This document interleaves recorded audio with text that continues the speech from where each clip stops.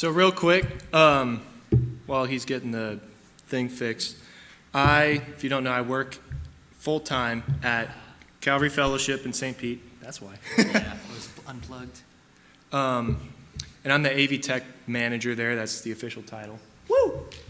Oh, nice. So this is, everyone there calls me Brendino. So this is Brendino's church sound rundown. Ooh. I stayed up till 9 p.m. writing this last night.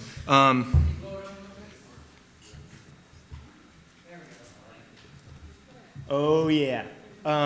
So I'm a musician and a sound engineer, I would call myself. So I come from a background of both, which I think is super important. If you ever want to get into running sound, doing tech stuff, being a musician and understanding music, it will make a world of difference. So when I'm running sound, I run sound 90% of the weekends at our church. So when a musician is having problems with something, or they want their instrument or their voice to sound a certain way, I know what they're talking about because I am also a musician. So I think that's one of the keys. If you want to get better at running sound, learn music, learn an instrument, learn how to sing, anything like that. That'll be beneficial. So I wanted to start real quick. Sound system, church sound, what's the purpose? And I came up with two purposes for why we do this. First one, you can see, boom, spoken word. That's what we would call what I'm doing right now. I'm talking and communicating something. The big thing in church is the pastor teaching, giving a message, preaching. So with a sound system, we want that to be heard. We amplify what he's saying. It's like what this mic is doing right now through these speakers. And there's a couple goals with that. We want it to, spoken word equals heard. Like that? Yeah, yeah. It needs to be heard. And I put a couple things. It needs to be loud. Not too loud, but loud. It needs to be clear. So there's clarity. That's a big word. And distributed evenly. And that's a big one. If you have, because you're always amplifying sound in a certain space or spaces, and you want the sound to get everywhere at the appropriate volume. And that's big. That's why, if you look around this room, there's 1, 2, 3, 4, 5, 6 speakers to get coverage. There's probably TVs and speakers throughout campus that also blast what's going on in this room. It's a whole thing. We won't dive too much into it. But then, what's more applicable to our group today is live worship music with sound. And there's a couple key things when running sound. So I'm going to come at this focusing on two different things. Sound stuff that applies to a musician on stage, and sound stuff that applies to someone running front of house. That's what you would call the person at the soundboard for the house, called front of house, FOH, if you've seen that.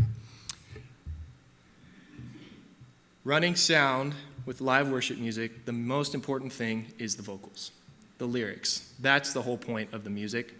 The music is there to bolster that, like we were talking about, the emotion, the feeling of it.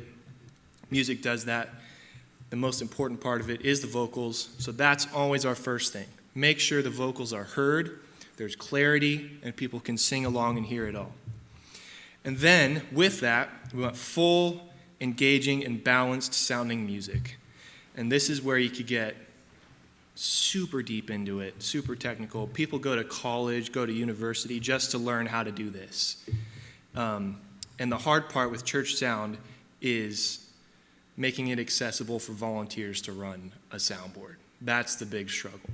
So I'm teaching new people all the time how to do this, and I'm still trying to figure out the best way to do it, because you don't have to know everything technical about EQ and compression and de-essers and stuff to make it sound good. Just the basics. And then, of course, non-distracting with music. We don't want there to be blaring problems like a feedback in frequency or distortion happening somewhere in the signal chain, or an instrument unplugging, a humming guitar, things like that. We don't want that. We want it to be clear and focused, nothing taking our attention off like the music, what's going on. And I wanted to start with, how do sound systems work? Just super simple. And this is something my dad taught me when he first started teaching me this stuff, is the term signal flow. This is so key, and I actually, boom, get ready for this.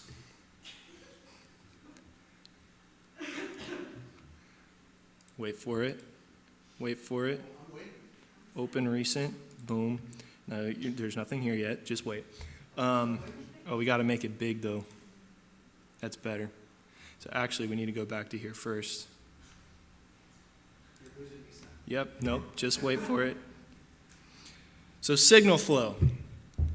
What did I write here? This is why I did this, so I can remember what's going on.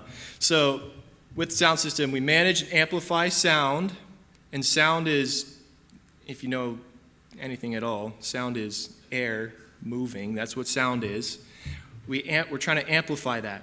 So we convert moving air into electrical current or electrical voltage, and eventually converting it back into sound waves, but louder. That's all a sound system is doing. Of course, there's a lot more going into that, but we're keeping it simple for now. There are two main types of signals that we're dealing with. We have audio signal and power, or just electricity. Every sound system needs power, and the audio signal is the information that we're trying to process. And then I came up with this at 8:30 last night, and I think it's pretty dope. This the signal flow diagram, which I'll do in a second, but it's these three things: source, flow, destination. And that's the key with signal flow. And I'm going to draw it out in a second, but this is always the flow of a signal of audio. There's always a source. That might be a microphone. That might be an instrument with pickups. That might be a keyboard producing its own sound. That's the source. There's a flow. It's traveling through cables.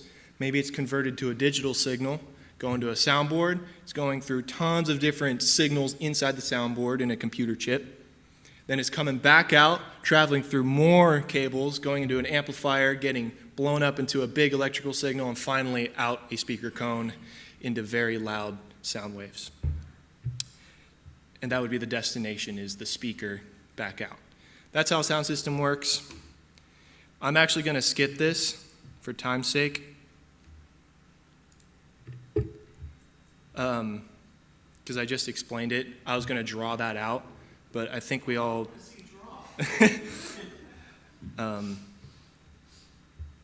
yeah, my drawing's atrocious anyways, so... So why is that important to understand basic signal flow?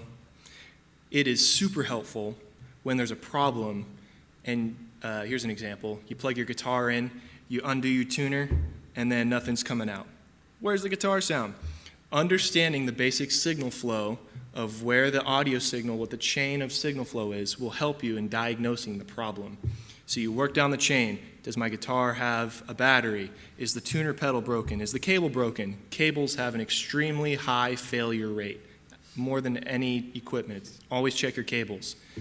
You go down the flow, you make sure it's patched in the back or something, it's plugged into your floor pocket, make sure it's patched in your board. There's a million different things, but if you work down the signal flow, you'll eventually find what the problem is. That's one of the reasons why understanding this is important for both musicians and tech people. If you're ever setting up a stage for like a band, I do this every week, almost every day. I'm setting up stuff on different stages. Understanding how the signal flow works that's like the whole thing. You're trying to get signals from certain things to your soundboard and then back out. It's important. And then signal flow is important for tons of stuff, like video distribution. There's a signal flow for these projectors and this computer. This computer's the source. These projectors are the destination. And it's going into a little converter, which is converting it into, looks like a Cat5 cable. And there's a whole network thing. It's going probably back there and then probably back up front here. There's a whole signal flow. But it can be broken down into one chain if you follow it. Internet and networks, that's huge. The best college class I ever took was networking. and how internet networks work, it's so applicable in today's modern world. Electrical systems, whatever. Signal flow. Does that kind of make sense to everyone? Super helpful in just the world of tech and music, and it's all electricity. So here's the next thing. And this is huge for both someone running sound and a musician. And this is the thing right here. Soundboard, even a nice one, even a great audio engineer cannot make a bad sounding instrument or vocal sound better. Parentheses. If an instrument / vocal sounds bad through a sound system, you have to start by fixing the sound at the source. And what do I mean by that? You have to start before the microphone. So, what are you doing? Later on, I have Okay. He's pulling up an example. So this is key, and this will help with a lot of things. And I gave a couple examples. If drums sound bad acoustically, like the heads are out of tune, or the heads are broken, or like you're whatever, they'll sound bad with microphones. There's nothing you can do about that. What's nice with an electric drum kit is it makes nice sounds electronically. So there is that. If a guitar is out of tune, you can't tune a guitar in a soundboard. Like we were talking about, tuning is important. If a singer has a hard time controlling tone and pitch, we don't generally have auto-tune on soundboards. So there are ways, but usually we don't. Although I'm figuring it out slowly. You can only do so much to fix a bad sound in a soundboard. So you have to start at the source. And I put a couple things in here, especially for singers and vocalists. Using a mic correctly is super key. This is always the first place that problems happen with a live band, with a soundboard and a sound system, is vocalists using microphones incorrectly. So a couple things I put in here. You have to sing, at least in a live environment, we're not talking about a studio, you have to sing close to a mic. Even touching it. My dad, whenever I watch him instruct people on how to sing a mic, you have to touch it, kiss it.